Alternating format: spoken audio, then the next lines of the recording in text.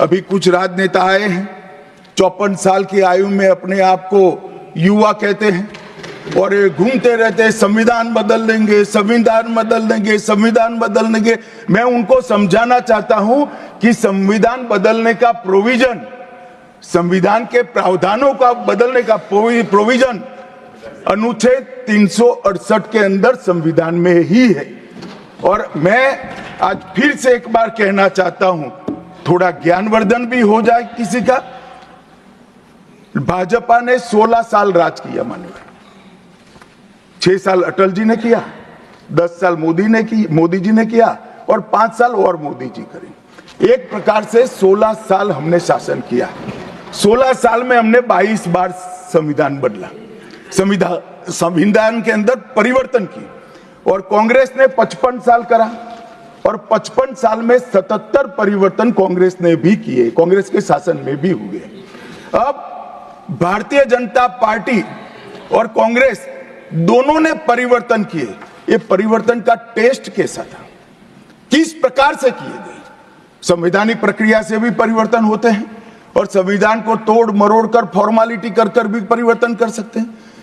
परिवर्तन करने का उद्देश्य क्या था, क्या हासिल करना था? क्या हमारे लोकतंत्र को मजबूत करने के लिए परिवर्तन किए गए?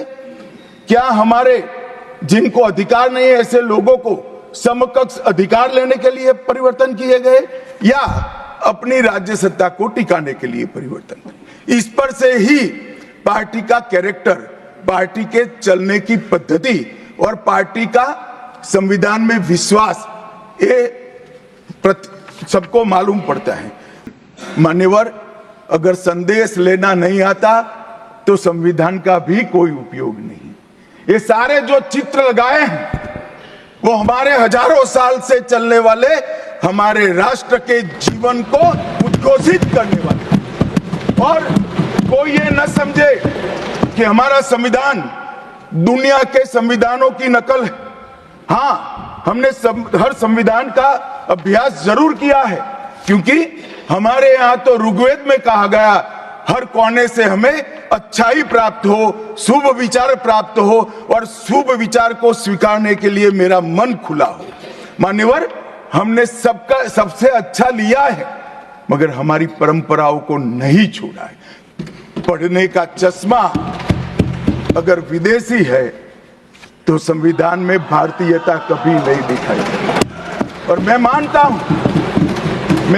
हूं कि जिसने भी संविधान को सिर्फ शब्दों में छापा है और चित्रों को निकाल दिया है, उन्होंने संविधान की भावनाओं के साथ छल किया है। चित्र बगैर का संविधान अधूरा संविधान। मान्यवर, इसके अंदर संविधान सभा में राजेंद्र प्रसाद जी, राजेंद्र बाबू अध्यक्ष बने, डॉक्टर BR आंबेडकर, सरदार पटेल, जवाहरलाल नेहरू, श्रीमान काजू, KT Shah, Iyengar, Maulana Azad, Shyama Prasad Mukherjee, doctor Radhakrishnan, KM Munshi, ऐसे विद्वानों ने अनेक चर्चाओं में हिस्सा लेकर संविधान को समृद्ध और संपूर्ण बनाने का काम किया।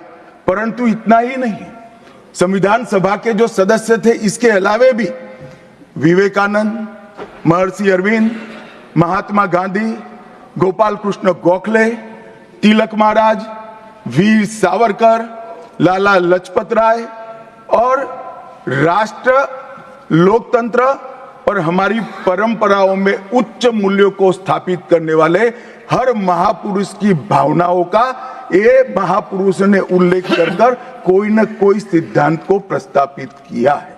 मान्यवर, जब इतने सारे मनुष्यों का अच्छा विचार जिस संविधान में हो, उसको सफल होना ही था।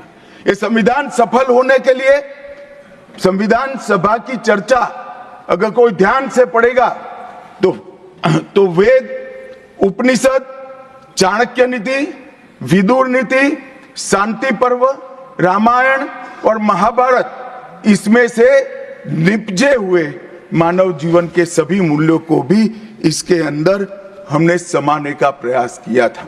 मान्यवर, 75 साल हो गए संविधान को किस प्रकार से हमारे राजनीतिक दलों ने और हमारी पॉलिटिकल पार्टियों के साथ साथ हमारी सरकारों ने भी किस प्रकार से आगे बढ़ाया, इसकी भी चर्चा जरूर होनी चाहिए। मैं मानता हूं ये चर्चा समय उचित होगी। हमारे संविधान की रचना के बाद डॉक्टर आंबेडकर ने बहुत सोच समझकर एक वाक्य किया था। मैं आंबेडकर जी के वाक्य को सदन के सामने प्रस्तुत करना चाहता हूं। कोर्ट, कोई संविधान कितना भी अच्छा हो वह बुरा बन सकता है अगर जिन लोग पर उसको चलाने की जिम्मेदारी है वो अच्छे न हो। उसी तरह से कोई भी संविधान कितना भी बुरा हो वो अच्छा साबित हो सकता है अगर उससे चलाने वालों की भूमिका सकारात्मक और अच्छी हो। ये दोनों घटनाएं मान्यवर हमने हमारे संविधान के 75 साल के कालखंड के अंदर देखी है और मैं तथ्यों के आधार पर सदन के सामने और सदन के माध्यम से देश की जनता के सामने भी रखना चाहता हूं। हमारे संविधान को कभी भी अपरिवर्तनशील नहीं माना गया। समय के साथ साथ देश भी बदलना चाहिए, समय के साथ साथ कानून भी बदलने चाहिए और समय के साथ साथ समाज भी बदलना चाहिए। परिवर्तन ये जीवन का मंत्र है, सत्य है। इसको हमारे संविधान सभा ने स्वीकार किया था। इसलिए आर्टिकल 368 में संविधान संशोधन इसके लिए प्रोविजन किया गया। সংবিধান নিয়ে বিতর্কে এবার লোকসভার বিরোধী দলনেতা রাহুল গান্ধীকে উদ্দেশ্য করে খোঁচা দিলেন কেন্দ্রীয় স্বরাষ্ট্রমন্ত্রী অমিত শাহ। মঙ্গলবার রাজ্যসভায় রাহুলের নাম না করে তার মন্তব্য, ওর বয়স 54 বছর হলো, তবুও নিজেকে যুবক বলেন। ভারতের গণতন্ত্র গভীরভাবে পীড়িত বলে জোর দিয়ে স্বরাষ্ট্রমন্ত্রী অমিত শাহ মঙ্গলবার বলেছেন যে সংবিধানের মাধ্যমে দেশের জনগণ তাদের উপযুক্ত জবাব দিয়েছে, যারা বলেছিল যে ভারত হবে অর্থনৈতিকভাবে শক্তিশালী হবে না। সংবিধান গৃহীত হওয়ার 75 বছরে রাজ্যসভায় আলোচনা শেষ করে তিনি দেশের একীকরণের জন্য সর্দার প্যাটেলের প্রচেষ্টার কথা স্মরণ করেন। রাজ্যসভায় 2 দিনের ম্যারাথন বিতর্ক প্রায় 31 ঘন্টা চলে। সংসদের উভয় কক্ষে যে বিতর্ক হয়েছে তা দেশের তরুণদের জন্য কার্যকর হবে। এটি দেশের জনগণকে বুঝতে সাহায্য করবে কোন দল সংবিধানকে সম্মান করছে এবং কোন দলটি করেনি। আমরা যখন দেখি সংবিধানের 75 বছর ফিরে, আমি সর্দার প্যাটেলকে ধন্যবাদ জানাতে চাই, কারণ তার অক্লান্ত পরিশ্রমের কারণে আমরা এক জাতি হিসাবে বিশ্বের দরবারে দাঁড়িয়ে আছি। গত 75 বছরে অনেক জাতি স্বাধীন হয়েছে এবং নতুন সূচনা করেছে, কিন্তু সেখানে গণতন্ত্র সফল হয়নি। কিন্তু আমাদের গণতন্ত্র গভীরে প্রতীত। আমরা এক ফোঁটা রক্ত না ঝরিয়ে অসংখ্য পরিবর্তন করেছি। এদেশের মানুষ একাধিক স্বৈরশাসকের ঔদ্ধত্যকে ছিন্নভিন্ন করেছে এবং তাও গণতান্ত্রিকভাবে। অমিত শাহ বলেন, ভারত এখন বিশ্বের 5ম বৃহত্তম অর্থনীতি। আমাদের দেশের জনগণ এবং আমাদের সংবিধান তাদের উপযুক্ত জবাব দিয়েছে, যারা বলেছিল আমরা কখনোই অর্থনৈতিকভাবে স্বাধীন হতে পারবো না। আজ আমরা 5মতম বৃহত্তম অর্থনীতি। আমরা ব্রিটেনকে পিছনে ফেলে এসেছি, তিনি বলেছিলেন। তিনি ইলেকট্রনিক ভোটিং মেশিন ইভিএম সংক্রান্ত অভিযোগের জন্য কংগ্রেস এবং অন্যান্য বিরোধী দলগুলিকে লক্ষ্য করেছিলেন এবং বলেছিলেন যে সুপ্রিম কোর্ট বারবার এই বিষয়ে আবেদনগুলি প্রত্যাখ্যান করেছে। তিনি বলেন, বিরোধী দল নির্বাচনে হেরে গেলে তারা ইভিএম নিয়ে অভিযোগ করতে শুরু করে।